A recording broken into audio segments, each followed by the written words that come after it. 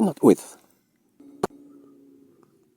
Bychdar ar fydar a fydd, yn nod o oes a nedwydd o gronfa'r awdwr. Aeth 2 flynedd hebio y chwedl yn llawn o amrywaith, gymysg o da a drwg, achosion llawnach chi a gylaru, pryderu a gobeithio yn ymgylchiadau William Hughes a'i deulu.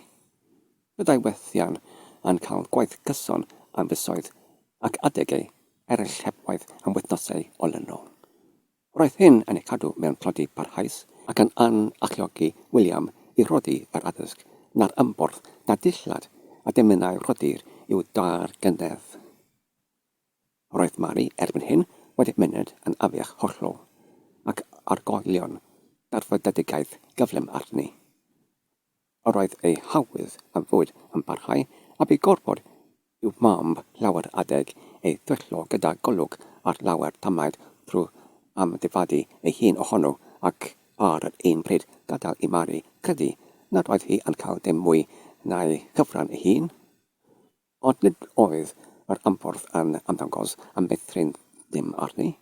Daeth yn fwy gwelw, yn fwy diegni ac egwan, ond hynny, ni clywed hi bydd yn achwyn nac yn grochnach. Daeth ei Beibl yn fwy gwerthfawr yn ei golwg. A mynach y clywed hi yn adrodd adnodau melys hyd yn nod yn gweredegaethau rydwyddion y gyfnos. Ond bod sylwi ar achfeddhyd a dadfeiliad un merch hynaf yn peri gofyd calon i William a Margaret Hughes, eto roedd sylwi ar y gyfniwydad yn tefer ac ysbryd Lori ar alennedd yn ganmil chwerwach iddynt. Ni waithygwyd fawr dim ar iechyd Lori, ond dyfodd yn gyflym a daeth yn dalach na chrefedyn o'i hoedran ac roedd harddwch ei ferson yn destyn sylw mynach y sawl a'i gwelau. Oherwydd nad allai ei rhieni dalu am ysgol iddi hi a'i chwaer leiaf, Sarah, roedd hi yn mynnu rydyd i dreulio lawer o'i hamser ar hyd ar hewlydd a thiar porthladd ar ffurfiodd gydnabyddiaeth ac amryw enethod, rai mwy a rhai llai na hi gynethod nad oer neb yn iawn pa fodd a maint am byw. Dylanwadodd cwmniaeth ac amddiddanion a rhai hynny yn niweidiol ar feddwl o'r Lori ifanc. A phan dachwelai adref yn y hwyr, archollid calonau ei rhieni wrth glywed ei hymydrodon isel, ei hartapiant chwyrn a'i geriau chwerion wrth ei chwaer glaf. Cymerodd Bachdar hefyd feddiant o'i chalon, clywodd lawer gwaith dynion gwacsaw wrth fyned hebio iddi ar heol yn sylwi ar ei harddwch a daeth i dachwantu gwisgoedd ac i diheu am wyllter.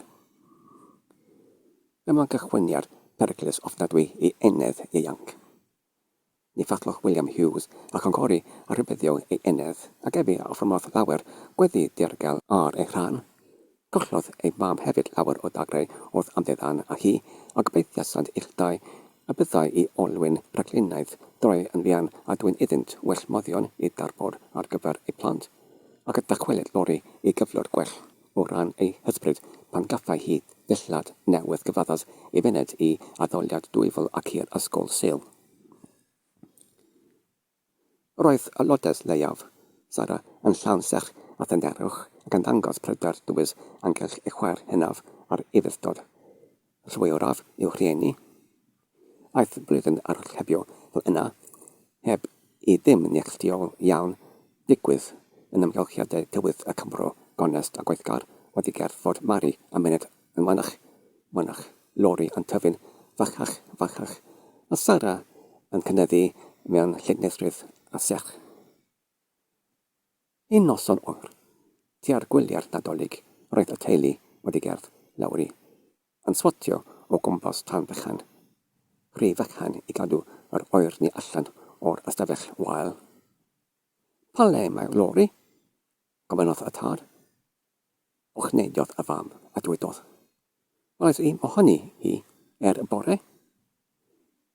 Gastadsid gweled Wyndham William Hughes yn cael ei dirdynu megis gan boen ungol oedd glywed hynny a ffeiglodd degrin gloiw dorthrydd welw Mary mewn gwylythyn perlawg a rhydd Lily Benisel.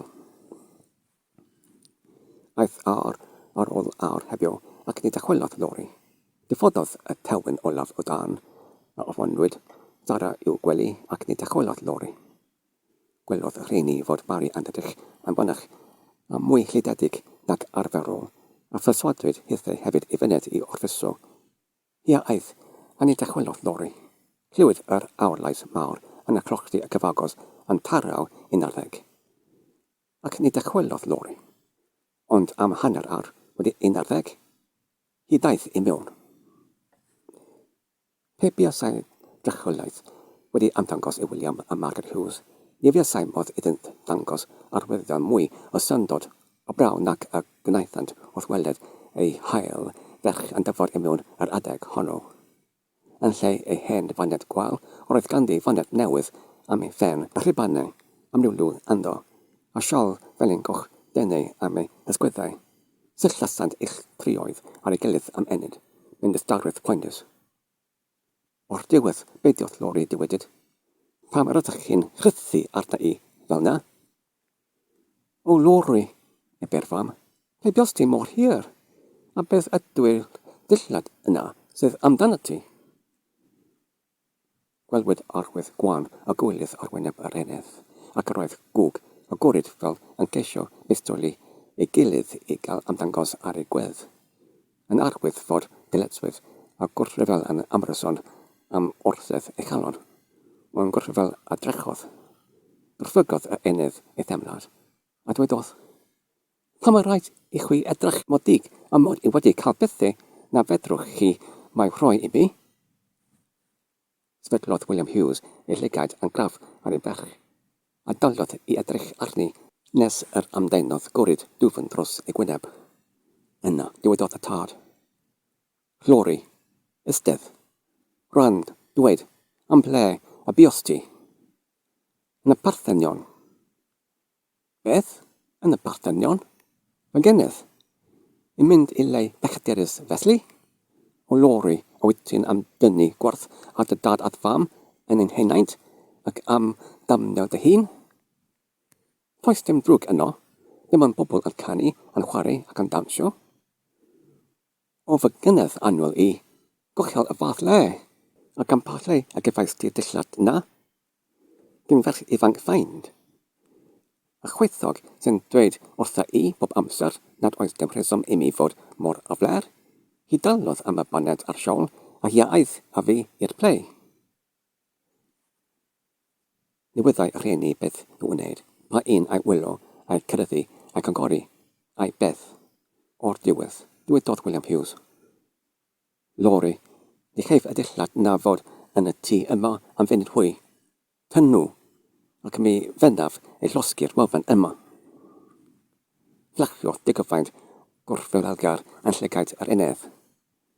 Tynnu, e bertad, o'r nacodd y ferch. Tynnu, e fe a dwedodd dar chefn. Naw naf, gwedodd yr enedd, a cododd ar ei thraed. Mi af I ffwrdd cyn gwnaf hynny. Mae pawb yn dweud nad dwi'n ddim yn ffit I fod yma. Mi gaf gwell parch, gwell bwyd, gwell gwely a gwell dillad gen bobl eraill. Rwsaf fi ddim yma hwy, a ffwrdd â hi allan.